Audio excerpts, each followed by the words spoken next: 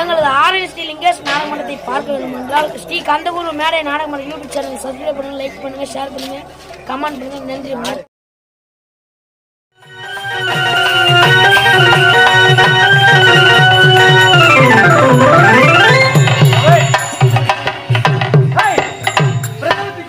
என்னுடைய மனைவி காணவில்லை, குழந்தையும் காணவில்லையே. அந்த மூதாட்டி எங்க இருக்கு? பாத்தியாளே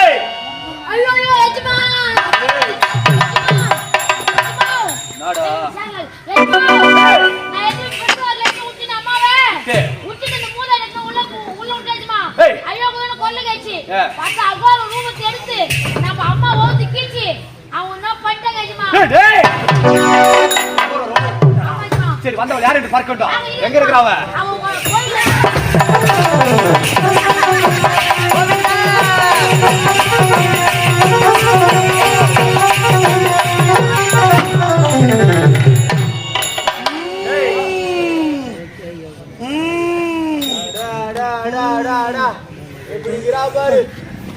குஞ்சில இருந்தா நேருக்கு நேர் வர வேண்டும். என்ன ஆணவம் உனக்கு? பார்ப்பதற்கு எப்படி வெளியே மொத்த பேருமா? கோழி முட்டை கண்கள், கோடாரி பற்கள், காதிலே குண்டலம், கழுத்திலே ஆரம், இடுப்பிலே ஒட்டியானம், பார்ப்பதற்கு கோர ரூபம் கொண்டிருக்கின்றார். நகர ரூபம் பார்ப்பதற்கு எப்படி இருக்கின்றார் தெரியுமா? அடி கோர ரூப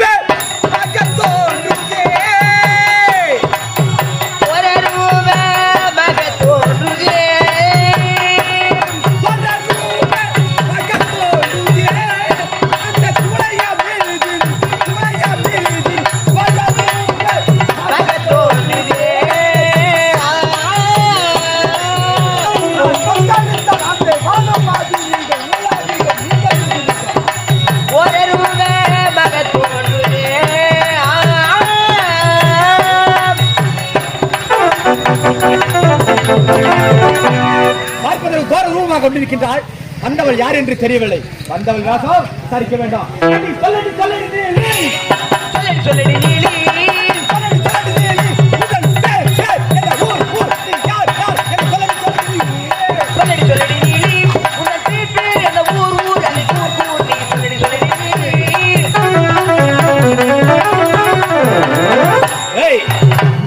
சென்ற மூதாட்டி அவர் ரூபம் கொண்டு கண்ணெதிரே காட்சியளிக்கின்றாயே, நீ யார்? எப்பேற்பட்டவர்? யார் நீ?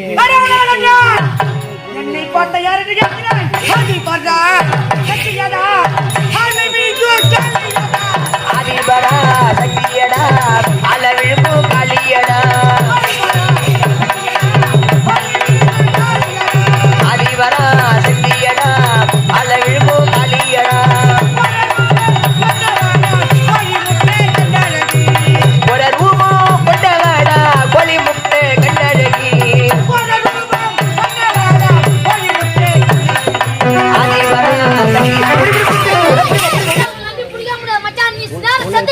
மச்சானா சகல்பாடி நாளை உன் ஊட்டி கொடைக்கானலுக்கு பறந்து வரேன் மச்சான்.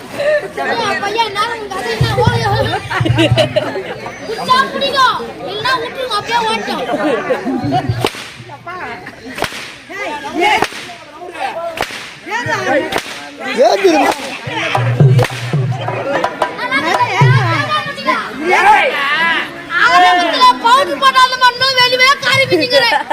எனக்கு பின்னாடி போட்டாதெல்லாம் தொடச்சிட்டு நல்லா டீ குடிச்சிட்டீங்கற உள்ள. என்ன ஆணவம் இருந்தால் என்னையே கொல்ல துணிவாளவா? இவள் என்ன உத்தமியா? சரி வகார் காதுக்குது. ஐயா இவள் என்ன பத்தினியா? இவளுக்கு எதற்காக கோவம்? இவளுக்கு எதற்காக கோவம் வேண்டும்? இவள் உத்தமியா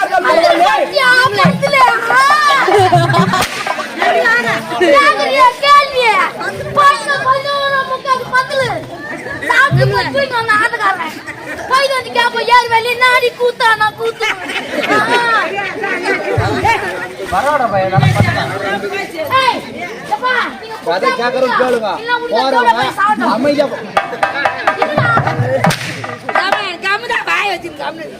நீ போவகாரியமா கண்ணாடி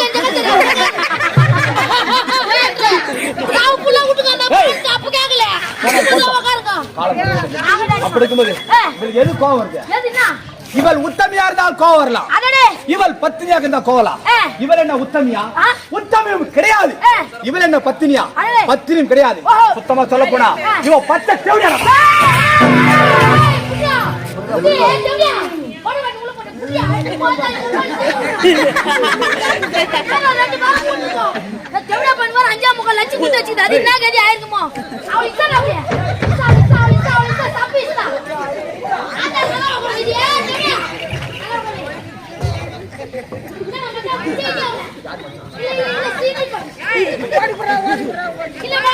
ஐயோ ஐட்டாங்கறானுங்க ஓடி போறானுங்க சொல்லுமாங்கறான் நடமாத்திர மாட்டிக்கிறேன். ரெண்டே வாசம் குஞ்சு போச்சு மகாவிஷ்ணு போய் ஓர்மணி டீ குடிச்சுங்கிறான். அவன் கம்பெனி வந்த நேரம் அப்படியே நான் கம்பெனி வந்தா போயிட்டு வண்டியில கூட சுத்திக்கிறான். இவன் கதை சொல்றான் பார், ஊரே காரி மூயும். எப்படி தெரியுமா? நம்ம மூஞ்சில மேஞ்சி இருந்தாங்கறாங்க. காரி காரி யாரால இல்ல காரி போறல அப்புறம் மீறியா அந்த காலத்தில் அனுஷா என்ற ஒரு பெண் இருந்தாள். அவ யார் தெரியுமா? யாரு? அவள் உத்தமிக்கே பேர் போனவள், தன் கற்பின் தன்மை கொண்டவள், மனதளவில் கூட களங்கம் படாதவள், எப்பேற்பட்டவள், ஆதி சக்திக்கு ஒப்பற்றவள். அது பின்னாடி சொல்றேன். நாரதனாகப்பட்டவன் ஒரு நேரத்தில் என்ன செய்கின்றான்? கையில் ஒரு இரும்பு குண்டை எடுத்துக்கொண்டு இந்த அலைமகள், கலைமகள், மலைமகள் என்று சொல்லக்கூடிய மூன்றாக பிரித்தவர் இச்சா சக்தி, கிரியா சக்தி, ஏனா சக்தி என்று சொல்லக்கூடிய மூன்று சக்தியாக பிரிச்சாங்க பார். அந்த கலைக்குரியவள் கலைவாணி பிரம்மதேவனை மனமுடிக்கிறவர், மலைக்குரியவள் உட்காந்துங்கிறா பார். இவ அவ கதை சொல்ற பாரு.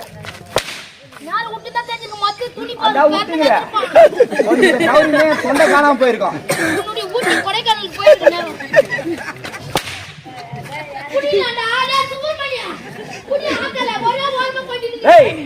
அலைக்குரியவள் யாரு? அந்த ஆதிலட்சுமி. அந்த மூன்று தேவரிடம் நாரதனாகப்பட்டவன் சென்றான். எதற்காக?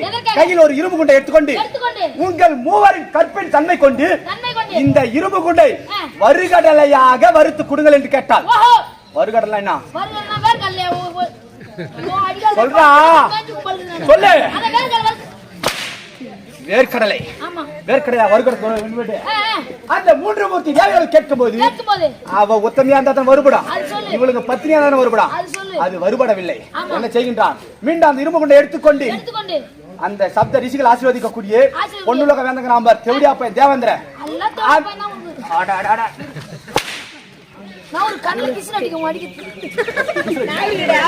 அந்த தேவேந்திர சபையை ஆசீர்வதிக்கக்கூடிய சப்த ரிஷிமார்கள்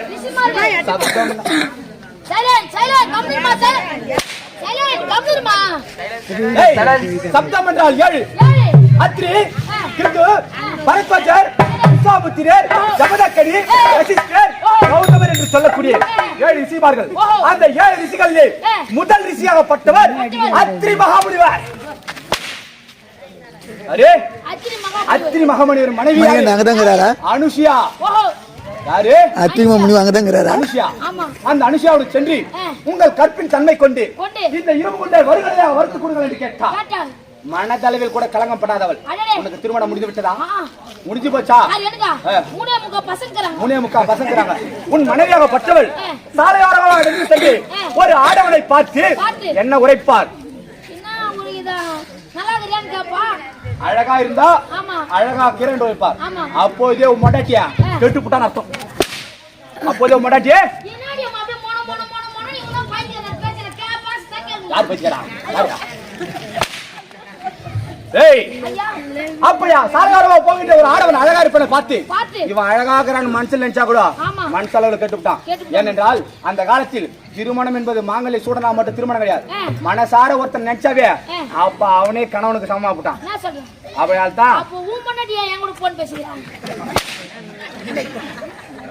தான் நேரம் அதுயா நேரத்தை கண்டு பயன்படுத்துற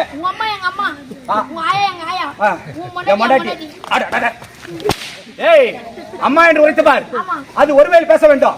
ஆயா என்று உரைத்துப்பார், அது ஒருமையில் பேச வேண்டும். இந்த பொண்டாட்டி மட்டும் தான் பன்மையில பேசணும். அதை ஒன்னா வச்சா உடம்ப கட்டுப்பட கம்னாட்டி சரி சரி போனால் போகட்டும். போகட்டும். அப்படி இருக்கும்போது இருக்கும்போது அந்த மனதளவில் கூட கூட கட்டிய கணவன் தருகிற மாற்றான் ஒருவன் அழகு இல்லை என்று நினைத்தவன் நினைத்தவன் அந்த மனதில் கூட கலங்கப்படாத மனுஷியா அவரிடம் சென்றான் நாரதன். அந்த இரும்பு குண்டை கொடுத்தான். கற்பின் தன்மை கொண்டு அந்த இரும்பு குண்டாகப்பட்டது ஒருகளை வறந்து விட்டது. அடடே வருத்த பிறகு என்ன பண்றான் அவன்? சும்மா இருப்பான். கலகத்துக்கே உரியவன் சரியா போச்சு. யாரு? கலகத்துக்கு அந்த தேவடியா பையன். அவன் சாதாரணமான ஒரு ஊர்ல ஏமாத்திக்கிறான். அடடே அதாவது மண்ணாசை, பெண்ணாசை, பொன்னாசை, ஆகம், ஜகம், புறம் என்பார்கள். அந்த மூன்று ஆசையை வெத்தம் சொல்றான் தேவடியா பையன். மூணு ஆசை வெத்தவனா அவனுடைய பாட்டனாகப்பட்டவன். பாட்டை யாரு? யாரையா? அந்த வைகுந்த வாசன் பாட்டனாகப்பட்டவன். பட்டவன் ஒருத்தனை அழிக்கணும் அப்படின்னா அவனை மோகினி அவதாரம் எடுத்து அழிப்பான். ஆமா அப்படி மோகினி அவதாரம் ஜாலியா உள்ள போறா. சரியா போய் சாட்டான். என்னாச்சு? இம்மால அடி வாங்க முடியல. நீ எத்து கொடுப்பா. இப்பதான் தூக்கம் தெரிஞ்சுட்டு அவனா ஓடுவாங்களா? உனக்கு கத்து. அப்படி மோகினி அவதாரம் எடுக்கும்போது அவன் மீது ஆசை வந்து விட்டது. யாருக்கு? யாருக்கு? அந்த நாரத கம்யூனிட்டிக்கு ஆமா ஆமா ஆசை வந்து சும்மா இருப்பானா? என்ன ஊர்ல ஏமாத்தலாம்.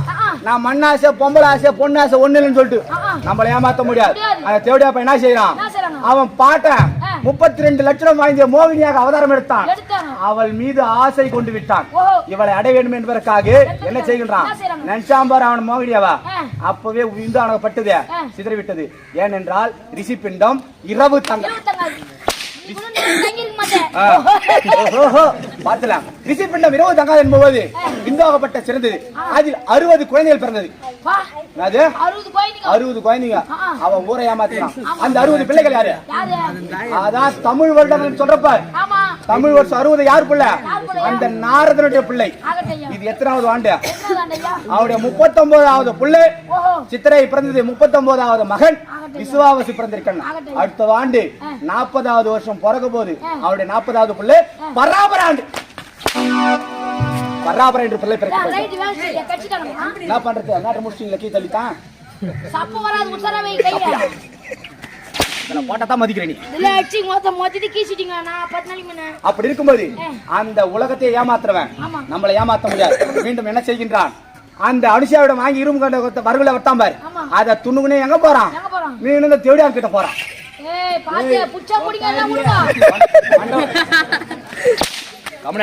மீண்டும் போய் உங்களால் முடியாததை அந்த அனுஷா வறுத்து கொடுத்து விட்டாள். அப்படின்னும் போது கோபம் பிறந்து விட்டது. கோபம் வரலாமா? உத்தமி கிடையாது, வரக்க முடியலையே. அவன் வறுத்து கொடுத்தா சுத்தம் ஒண்ணு கம்முன்னு இருக்க வேண்டியதானே. என்ன செய்யறான்? இந்த உலகத்தில் யாருமே கற்பித்தன்மை கொண்டு இருக்கக்கூடாது, நம்ம தான் இருக்கணும்னு நினைக்கிறான். என்ன செய்கிறார்கள்? 3 பேரும் அந்த 3 மூர்த்தி தேவர்களை அழைத்தார்கள். யார் யாரு? அந்த இமாச்சலத்துல இருக்கிற நம்ம தேவடியா பையன் முக்கன் படைத்த ஈசன் அவன் ஒருத்தன். அந்த பார்கால சைன கோலத்துல பாம்பு படையில படுத்துக்கிறான் அந்த வைகுந்த வாசன். 3வது ஒருத்தங்கிறான் சுத்தமான தூங்கு மூஞ்சி தேவடியா பையன். யாரு? எங்க அப்பன் பிரம்மதேவன். இப்ப நான் யாரு? இப்ப நான் யாரு? நீ ஒரு தேவடியா பையனா? அப்பா டேய், இந்த வல்லாள கண்டனை திலோத்தமை பெற்றவன். பெற்ற மகள் என்று தெரியாமல் ஆசை கொண்ட தேவடியா பையன் யாரு? அவன் தான் எங்க அப்பன். புண்ணியம் அனுபவிச்சுவன். அப்படி இருக்கும் பொழுது 3 மூர்த்தி தேவர்களுக்கு அழைத்து அந்த அனுஷா என்று சொல்லக்கூடிய பெண்ணாகப்பட்டவள் கற்பின் தன்மையோடு இருக்கிறது. அந்த கற்பை பரிசோதித்து வந்தால் மட்டுமே உங்க 3 பேருக்கு என்கிட்ட இடம் ஆசையா கொஞ்சலாம் தனி அறையில இருக்கலாம். நான் உன்னால பண்ணலாம். இல்லைன்னா உங்க 3 பேருக்கு என்கிட்ட இடம் கிட்ட ஓடி போனான்ட்டான்.